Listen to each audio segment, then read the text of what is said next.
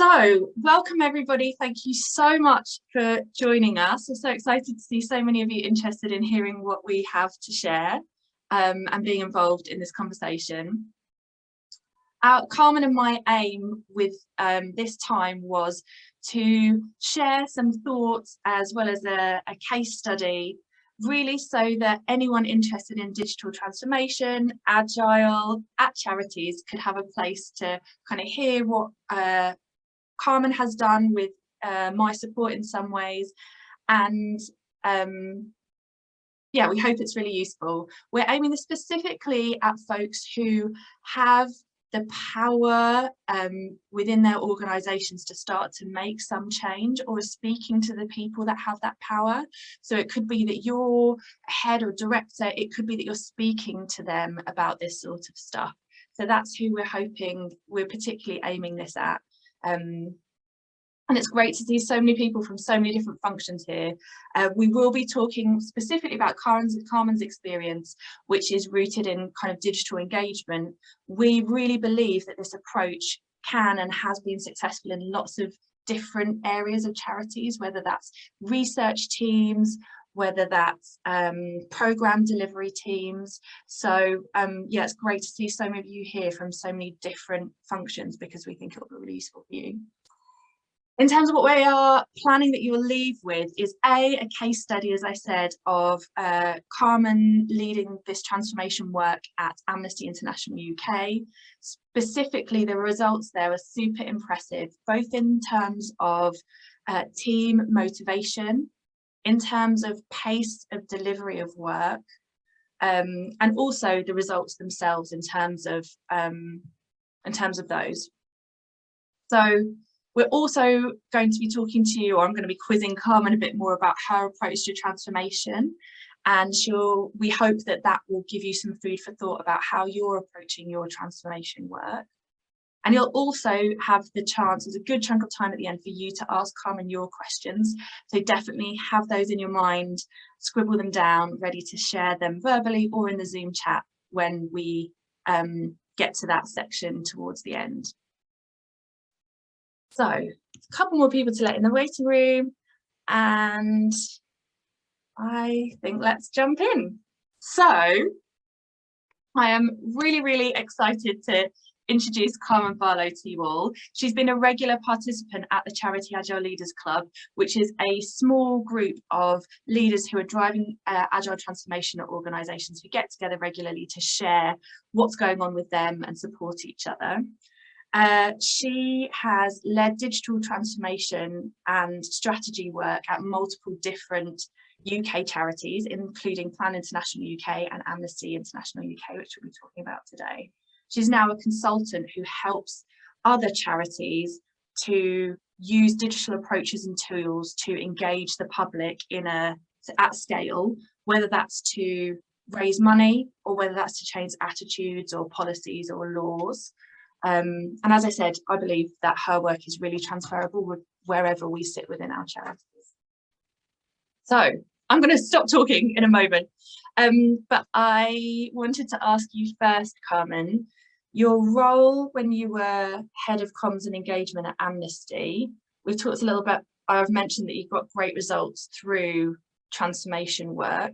Specifically, am I right, the most successful digital fundraising year ever, outperforming your key indicators, your team's key indicators, and delivering projects faster.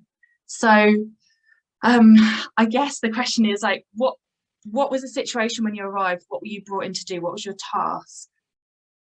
Yeah, that's a great question. And first of all, thank you very much for that lovely introduction. And it's so nice to see both so many familiar faces and new faces. So the situation when I arrived at Amnesty was that the team had continuously not been able to achieve the targets that were set, which were very ambitious targets. And I was told that my job would be leading the team to achieve those targets, but that there would be no additional resource available to do that. So I'd need to look at how to change things, improve things to do that. And what I also saw when I arrived was that there was a great team, really talented individuals in the team working really hard. And so, that wasn't the problem. But people were so bogged down with work that there was very little time to focus on strategy, to think, to not be just reactive to the needs of the organization, but really to think about the direction we're going in and how we can achieve those targets that have been set.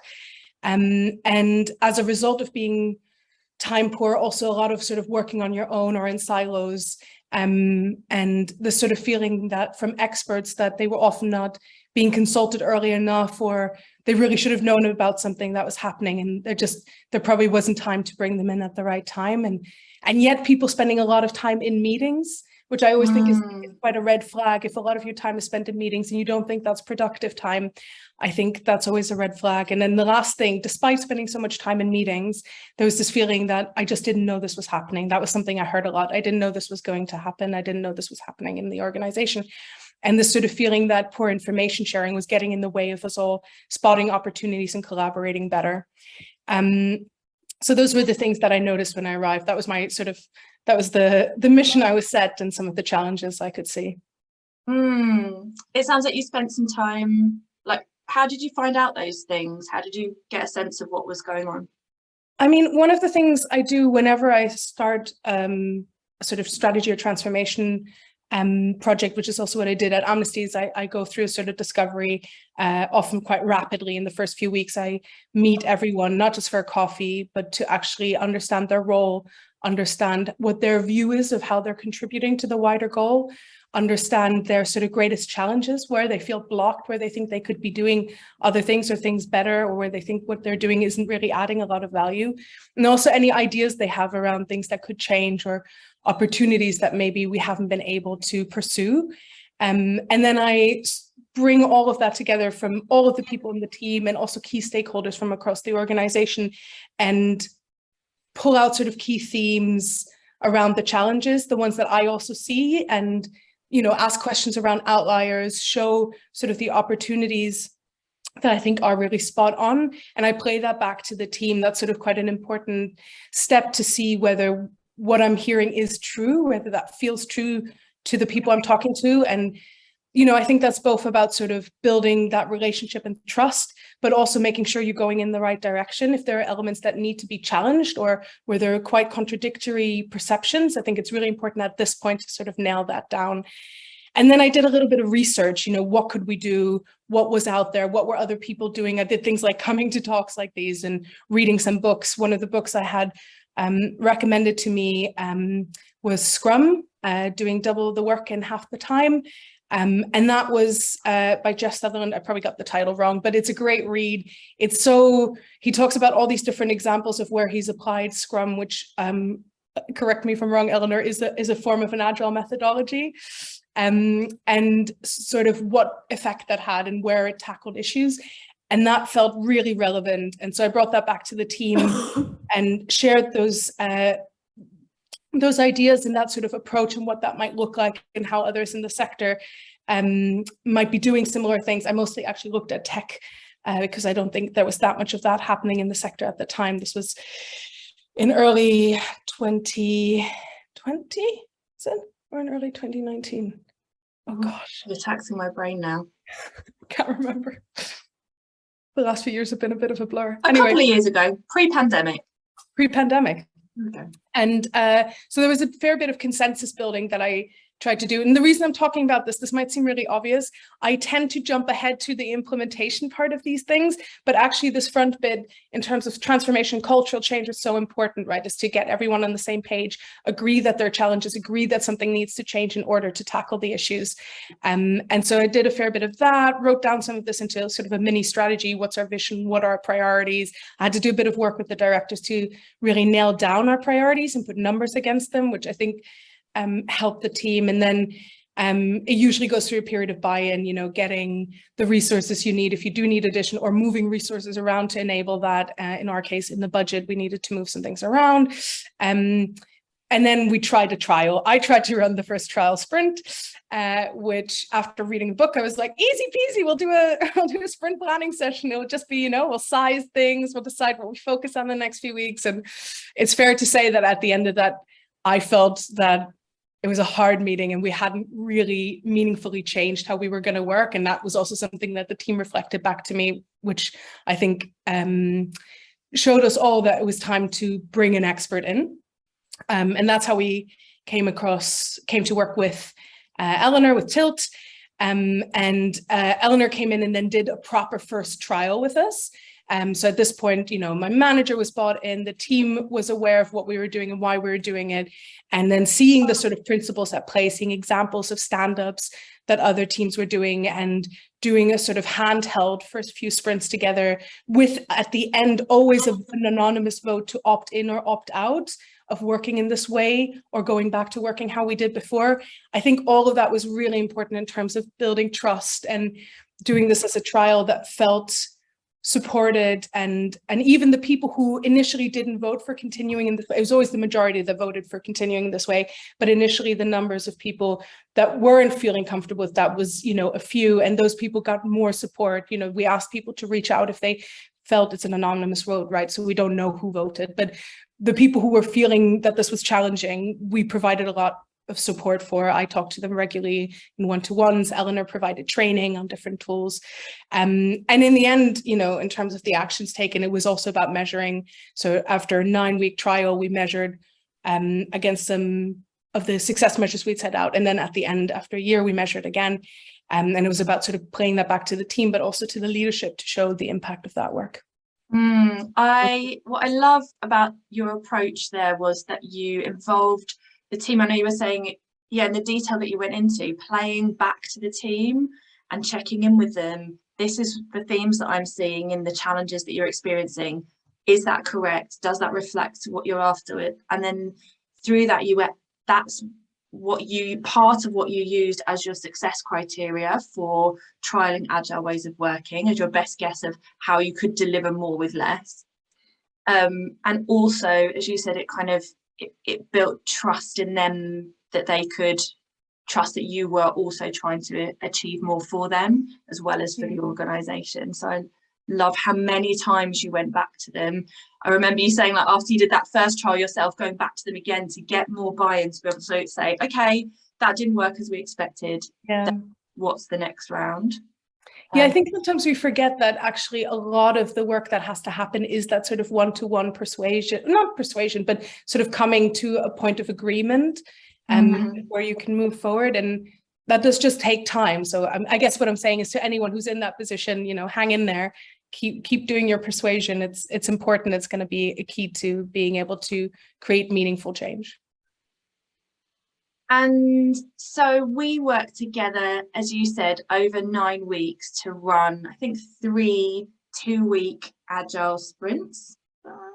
I can't remember. Sorry. A handful of agile sprints, where the whole cross-functional team were coming together to agree a couple of specific goals they would achieve in those 2 weeks, and then assigning tasks between themselves, coming together then every day to reflect on how that was going, reassigning things across the team, and then reflecting at the end of that 2 weeks together about both had they achieved what they wanted to and how had they worked together.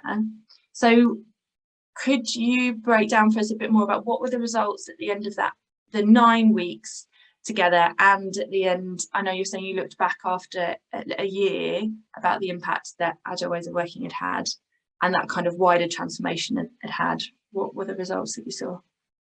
Yeah, I mean, I think this is really important. I think it's always important to set measures beforehand and be able to show which ones you've met, exceeded, didn't meet, and also the whys.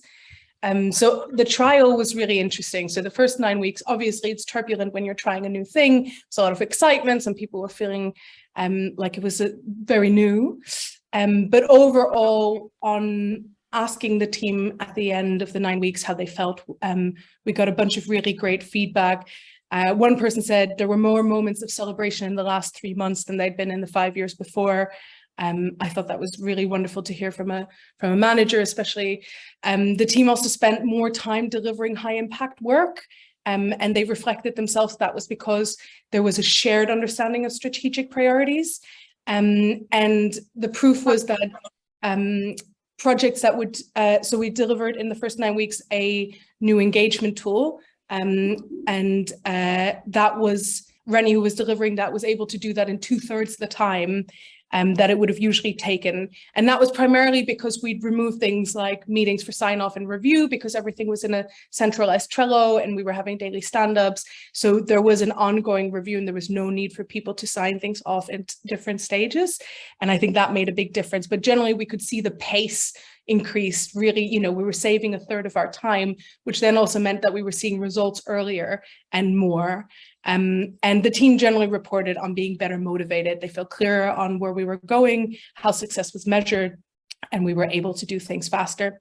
We didn't measure the full KPIs until a little later on. So after a year, what we saw was that we outperformed all of the key success metrics. There was one overarching sort of, oh, there's a bit of an echo. Is that?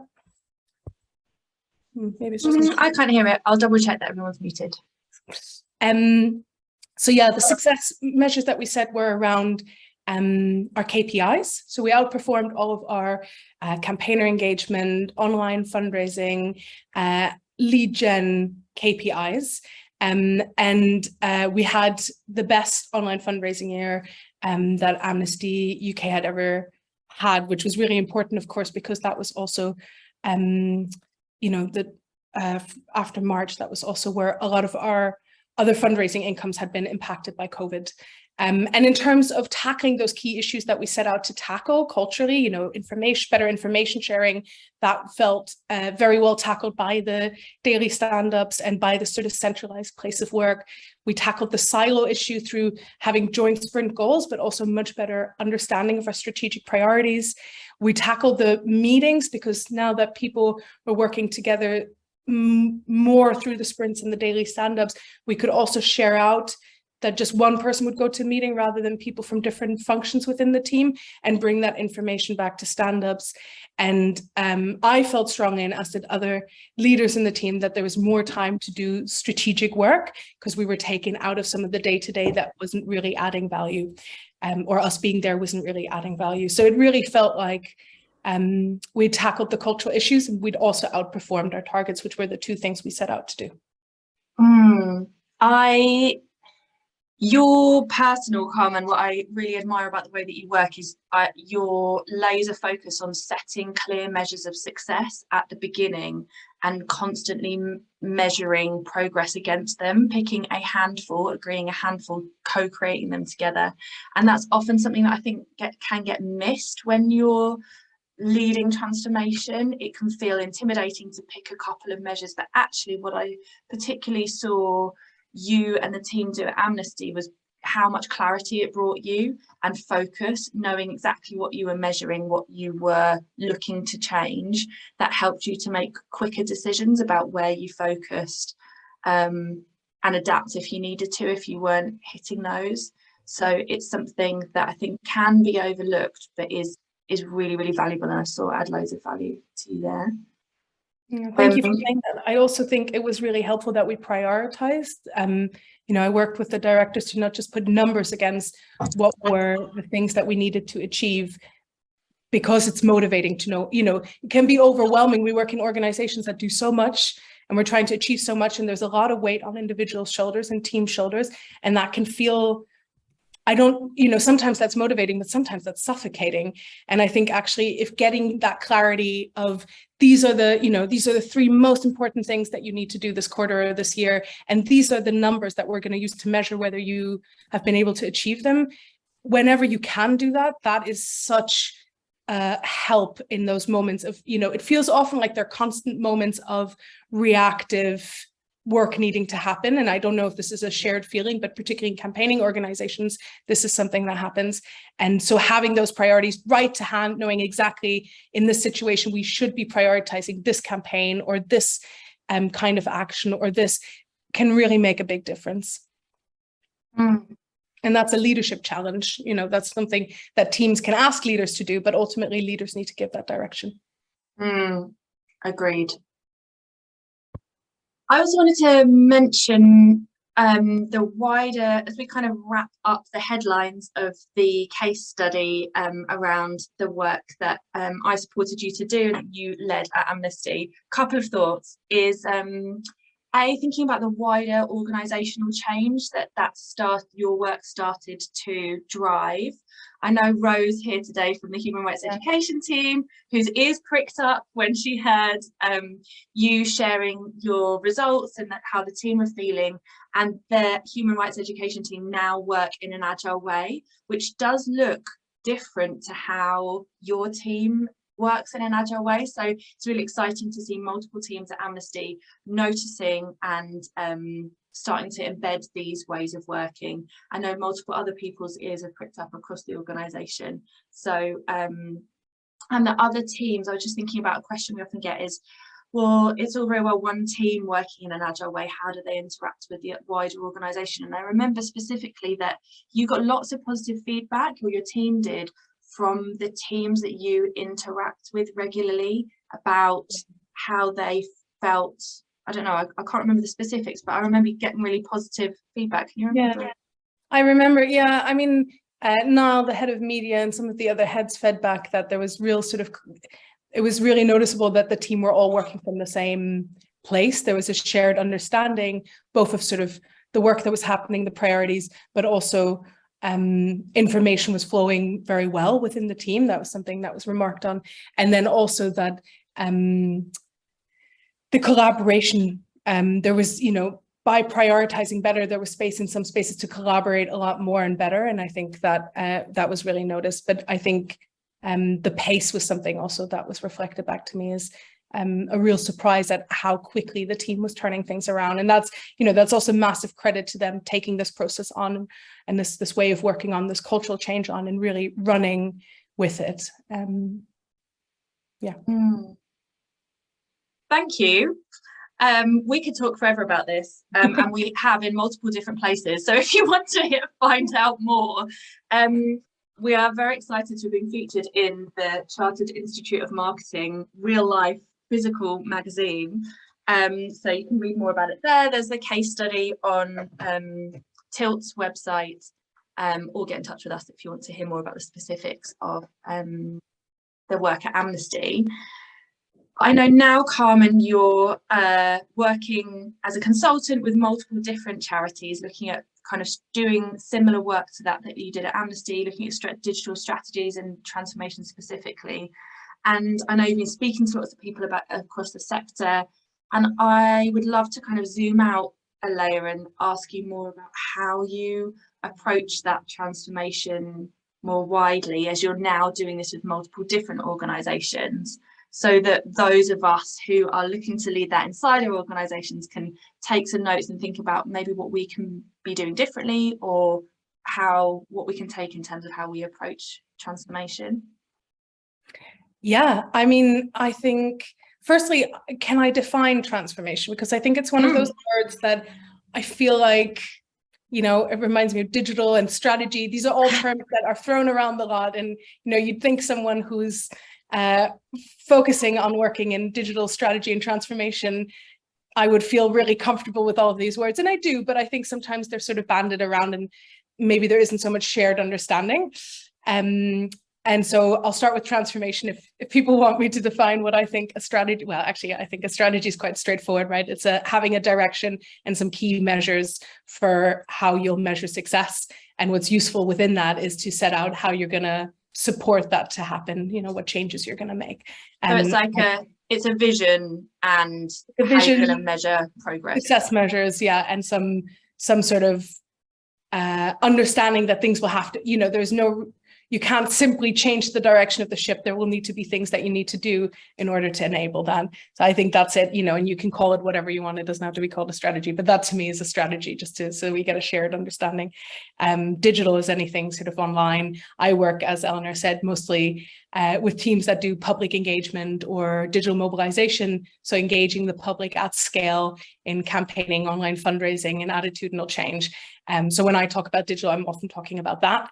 And transformation to me, now, please don't get scared, but it means radical change. So it's acknowledging that things need to change, maybe radical is a hard word to hear and swallow, but it means that you know that it's not just going to be tinkering around the edges. It's not about bringing in a new sign-off process. It's not going to be, there's going to be a different form that you need to fill in for a new project. It's saying we actually need to make a meaningful change to the team, potentially to the way the team works, maybe to systems and technology, maybe to the existing strategy, and maybe to all of those to really deliver against our goals and set those very, very clearly within the vision.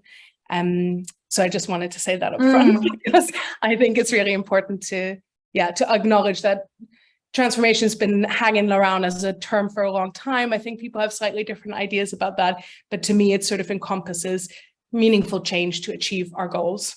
Love that. And you've prompted me that maybe I should define what I mean by agile. And what I don't know about you all, but I love that I find it really helpful when I hear everybody's different. Everyone will have a slightly different view. So what we've talked about specifically in that case study around your work at Amnesty, to me, is like more around agile culture within a team and agile project management, which is all about bringing people together to deliver against specific prioritized goals in iterative cycles.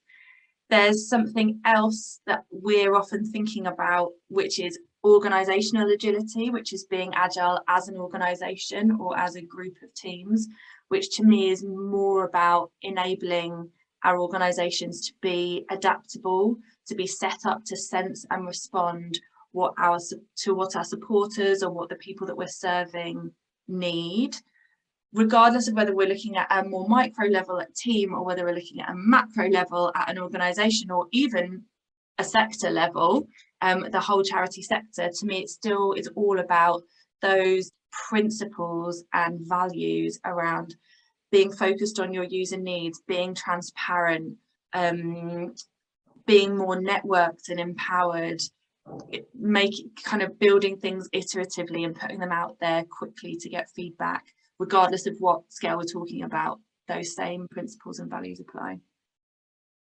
Yeah, I think that's really helpful. Those are so important in terms of the cultural change. And I mean, yeah, sorry. Okay, dictionary time over.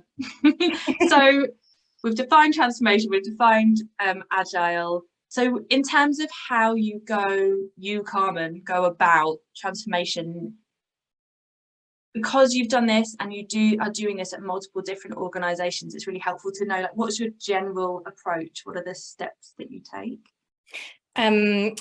Yes, I'm happy to share this. Can I start though by saying, how would you know if it's time for a transformation? Sure. Just because I think it's good context setting in case you're coming in here being like, do we even need transformation? Totally good question. I think there's sort of. And I wonder if, sorry to interrupt you, the comment, even if we may also be speaking to people who are thinking, do we really need transformation? Like, probably most of us have folks around us who are trying to persuade that transformation is required. So this could be really useful in terms of how you speak to them about whether it's needed or not. That's true. That's true. And I think these are things that hopefully, these three things I'll talk about, hopefully can be understood at different levels. So even if you're not very close to your operational work, maybe you're at a more senior level, you should have a good understanding of this. But also if you're close to delivering the work, you'll have a feeling around these issues too. So it's sort of three things to me. It's not delivering against targets. That's when targets are set well. So they're set reasonably, they're based on past performance, they're set based on resources that are available. Often targets aren't set well. And that in itself is also a flag to me that leadership needs to rethink how they're doing things. So there's a little bit of to me, that's a sign that there is also some sort of transformation, leadership thinking needed. So meaningful targets aren't being met continuously. That's one thing. Change feels slow. So people agree that there's certain things that need to happen. So, there's agreement that there's something really, really important over here that needs to happen, but it takes a really long time to make that happen. That's to me a prioritization issue. And again, goes down to, what's our vision? What are our success measures? Do we have the right people in place to do this work? So that's another flag, I would say, targets, slowness. And then there's a lack of team motivation.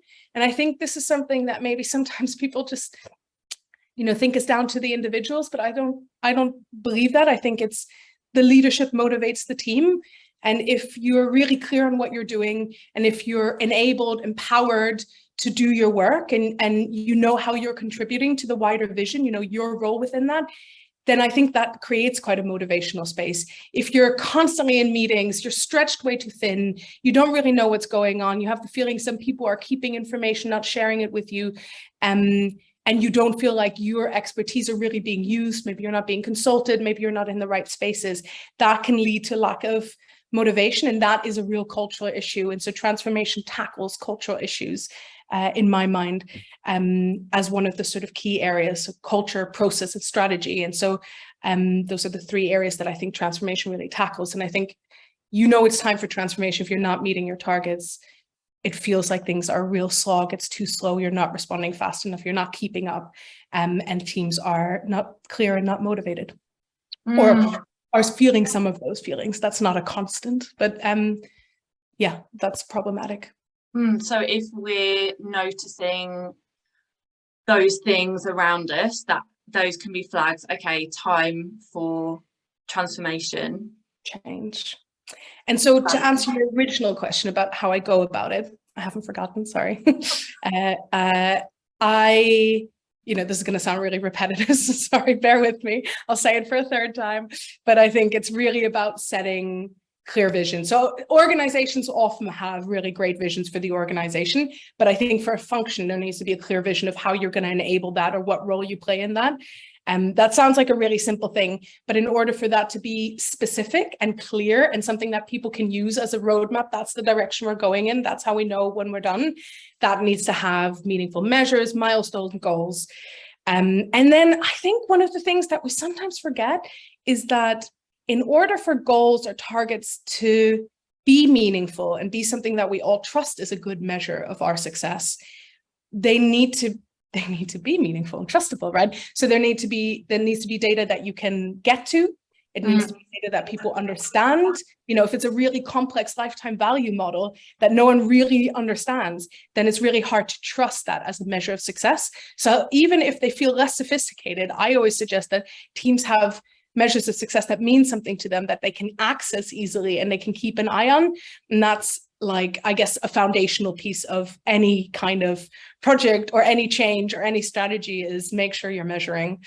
And I think this goes again to leadership, to say, keep an eye on that, know your measures, know how you're setting out the direction for the team and how you're going to measure if they're successful and how you're going to celebrate that. You know, that's really important. In order to go in the right direction, is also to take those moments and say, we've achieved that, this is great, now we're going to do this is what the change is. And ideally you'd be co-creating those, or like you'd be absolutely working, it wouldn't be someone sat in a room working out what those measures, what types of measures you're using and what the numbers are. It would be with the team and with the leadership together, ideally, so that everybody feels that they're reflective of what they feel is most useful to measure. I wouldn't even say ideally, I would say that is really fundamental. Yeah. Okay. I would agree. Okay, so talked about how it's time for transformation, and then how you go about it. So you've said set a vision, set clear success measures. What next? So something I find that as part of the discovery, there are always these sort of focus areas that come out to me in strategy. So there might be sort of, it's always a few areas that I really feel like need to be focused on for the transformation to work. You can call them focus areas or pillars or whatever you like. I've started calling them pillars. And just to sort of name a few common ones, they'll really depend on the situation of the organization, what they're trying to achieve, what their challenges are. But the common ones often are team. So do you have the right people there, right skills, right capacity to achieve what you need to achieve? Do you need to hire more people? Do you need to retrain people? Do some people need to go for other new people to come in? Is there awareness at a leadership level if there really isn't enough capacity and there isn't space to invest in that? Is there an awareness that then the results or the ambition needs to be adjusted to the resource? Sorry, I don't mean to talk about people as a resource, but I think the reality is putting pressure on people to achieve something they couldn't achieve in the time they have is is demotivating, but also it's impractical, you know, and it's unrealistic, and it's yeah, for many reasons problematic. So I think team, it's really important to take an honest step back and look at, particularly if you're changing direction, do you have the right people to enable that, or do you need to make some changes, train some people, etc. Ways of working is the other. Oh, sorry. Oh no, that was an echo. It's cool. Ways of working is the other one. So are the teams enabled to work in a good way? And what I mean with that is, we've talked about some of this before because these are all common themes. Transparency, are the team clear about their role in the wider vision? Is information shared well? Are there, you know, are there central places where people can find things, or is it a real sort of, you know, individual information flows through individual relationships, and it's, you know, it's pre-meetings, and it's, you know, it's information is like confidential very often when it doesn't need to be. That to me is a way of working that makes things slow. And empowerment is another one. I know we use that term a lot, but what I mean in the way of working is, are people able to make the decision they need to within their area to keep up pace? So once you sort of set safety parameters as a leader to say it's safe to work within this area, you know, this is not considered a reputational risk or an ethical risk, or it's untrue, you know, once you've checked if those things aren't an issue, then you should be able to make decisions and move forward in the work that you're doing. And that enables a lot of time save, both for the leadership who can then focus on other things rather than, you know, closely managing this, but also it means the team can really work collaboratively, spot opportunities, and move forward at pace. And then the last one around the ways of working that I think means good is accountability. I think that's something I see in a lot of teams that feels like sometimes it can lack, and that can be because success measures aren't set. I know I've been banging on about this, but if success measures aren't set in a meaningful way, then it's really hard to keep yourself and others accountable. And it's really hard to know if the work that you're doing is achieving what you needed to achieve. And I think one of the things that, yeah, what's important there also is accountability goes both ways, right? It's not just the stick, it's also the carrot. There needs to be celebration when things are being achieved that are meaningfully towards the goals that have been set. And so for the ways of working, I've not seen anything work as well as Agile. That really often has all of these cornerstones, you know, transparency, empowerment, accountability, that enable that cultural change in ways of working. And then the third, sorry, again, echo. Then the third pillar is decision-making and leadership. So that's around, you know, that's a challenge really to leaders to say, do you feel that you are best placed to make decisions? Do you feel that you are, do you trust that your team can make good decisions? And using trust here based on data. So have you set out how successful is measured? And do you trust that you have the systems in place that enable you to measure success, and that you can, that it's more important to use data that shows that something works better than another thing than to use your personal opinion. And so, you know, an example might be around content or a message that's going out, or a function within a new piece of technology you're developing. It doesn't matter if I like this more or less as a leader. It matters whether we've done any sort of on or offline user testing and we see whether one works better than the other. Unless it's untrue, a reputational risk, or ethically not within our guidelines, absolutely then scrap it. But if those things aren't an issue, if you've created those safety parameters and people are clear what those things mean and are avoiding them, then really there shouldn't be a need for someone subjectively to say, oh, I like that more than I like that. It should be based on, we've tried this out and this is what we found, because that's in line with how we measure success. And so that can be quite a challenge, because it means setting up the systems and the ways of measuring, but it also is a change of thinking to say, my time as a leader is better spent on setting direction and meaningful measures than it is on making decisions on the day-to-day on which one works better than the other one. So that's the third pillar. So it's teams, ways of working, decision-making. And then the fourth one that I think comes up fairly often is teams having pressure put on them to deliver big, shiny new things, big, shiny new projects, big, shiny new, quickly, ideally, big things that, you know, there isn't resource for, and there, you know, there isn't people, there isn't money, there isn't time. Everyone is just sort of very, very stretched in this sort of desire to have something exciting new to tell, you know, supporters and trustees, and to do PR around there's this sort of drive for that. And I think that comes from a good place, as in I don't judge that as a malicious thing, but I think actually so many of these teams work on shoestrings. And so if you can move away from the big shiny new and move to acknowledging that smaller change, iterative change, tinkering on your existing technology, existing processes, existing teams, existing pieces of work to make them better by testing and learning and moving that forward, creating space for, we talk about failing and needing to create space, but seeing failing as learning and really investing in that. That to me is creating that environment and celebrating those smaller iterative changes and how they work rather than the big shiny new. That's like a really important transformational culture issue that I've seen come up a lot and that I've helped teams to try and move into. And I think that really, you're getting a lot more bang for your buck if you're not delivering a brand new website every 2 or 3 years where everyone spends a year on it, you spend hundreds of thousands of pounds, but instead you have, an open source web platform that you're constantly, that's just an example, by the way, that you're constantly optimizing to make landing pages perform better, your homepage perform better, making your search engine optimization as good as it can be, etc., is better money spent and you're getting more value than doing those big new pieces. And so I think, that would be my fourth pillar. So it's teams, ways of working, decision-making, and iterative change rather than big projects would be the sort of 4 areas that I tend to focus on with transformation. But there are some others that I just think are maybe not as common. What I was thinking about as you were talking then is a real focus on outcomes over outputs, especially in terms of actually all of those pillars, but that last one especially.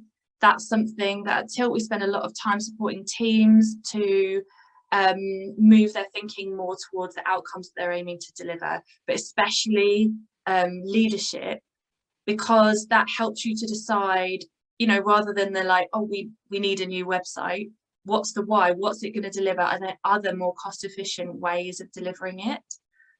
So that's something we spend a lot of time talking about, and those success measures that you're setting should really be all about the outcomes that you want to deliver. And certainly that's what I saw you do at Amnesty. I think that's worth reiterating. Yeah,